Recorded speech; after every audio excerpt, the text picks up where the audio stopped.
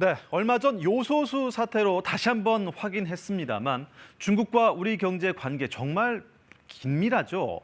중국은 우리의 최대 무역 상대이기도 한데요. 올해 중국 경제를 돌아보고 내년 상황 또한 전망해 보도록 하겠습니다. 오늘은 베이징으로 갑니다. 조성원 특파원, 올해 중국 경제를 보면 유명 빅테크 기업들이 좀 휘청이는 듯한 모습이 두드러진 한 해였어요. 네, 알리바바와 텐센트 등 빅테크 기업들이 정부 규제에 고개 숙이기 바빴습니다. 중국판 우버인 디디 추싱은 어렵게 밀어붙인 뉴욕 상장을 5개월 만에 폐지하기로 결정했습니다. 중국 당국은 기업들의 자국 상장을 유도하는 한편 반독점, 개인정보 보호 등을 이유로 빅테크 기업 규제를 강화했습니다.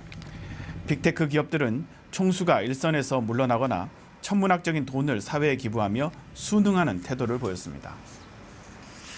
아무래도 중국은 당국의 정책 기조가 많이 중요하겠죠. 시진핑 주석이 강조한 그 공동 부유와 무관하지 않아 보입니다. 네, 공동 부유, 그러니까 함께 잘 살아보자는 분배적 요소가 강조된 측면에서 짚어볼 필요가 있습니다. 우선 플랫폼 노동자들의 생활 개선을 강조했고요. 플랫폼 산업은 쏠림이 큰 만큼 독점도 방지해야겠고 번만큼 공익사업도 하라는 겁니다. 다른 산업에 문어발식으로 진출하고 공산당에 도전하는 것도 견제하고요. 여기엔 중국은 인터넷 시장이 개방돼 있지 않아서 국부가 해외로 유출되지 않는다는 계산도 깔려 있습니다. 1, 2등 플랫폼 기업을 제재하면 그 아래 중국 기업의 점유율이 올라갈 뿐이란 거죠.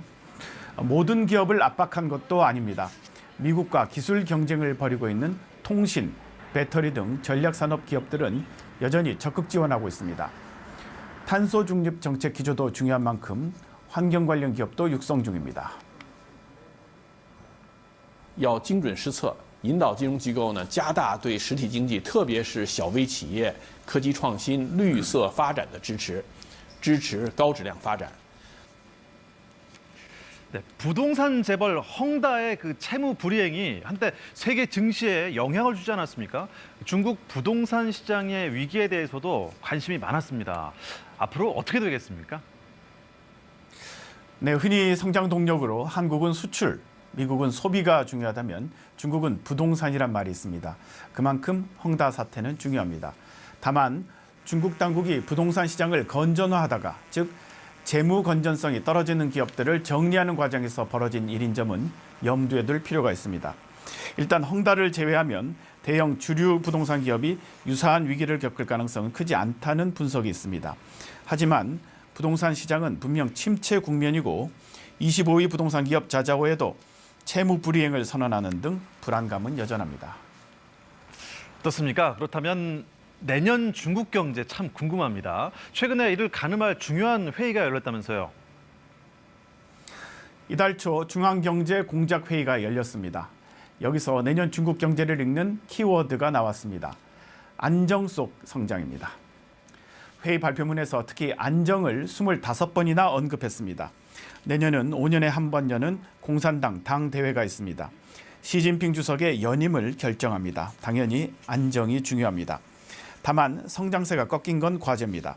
코로나19도 변수지만 전력난과 원자재 가격 폭등이 겹치면서 올해 3분기 성장률이 4.9%로 떨어졌습니다. 내년 성장률은 중국 사회과학원은 5.3%, 세계은행은 5.1%로 내다봤습니다. 내수 경기를 살리기 위해 공동부유 기조도 속도 조절을 할 것이라는 관측이 나옵니다.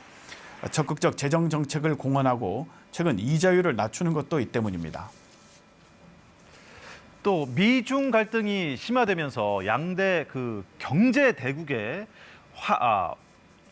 탈동 조화라고 하지 않습니까? 이른바 디커플링에 따른 위기론도 제기가 되고 있는데 현지에서 보기엔 어떻습니까? 공급망 재편 등을 보면 그런 면이 없지 않습니다. 하지만 중국 증권 시장을 보면 외국인 자금이 매달 순유입되고 있습니다. 올 한 해만도 우리 돈 66조 원이 넘습니다. 외국인이 중국 유통주의 5%가량을 보유하고 있습니다. JP모건과 골드만삭스 등은 올해 100% 지분의 독자 증권사와 자산 운용사를 중국에 설립했습니다. 일각의 위기론과는 달리 월가는 중국의 정부 리스크는 주시하되 시장의 성장세에 아직 주목하는 것으로 보입니다. 지금까지 베이징에서 전해드렸습니다.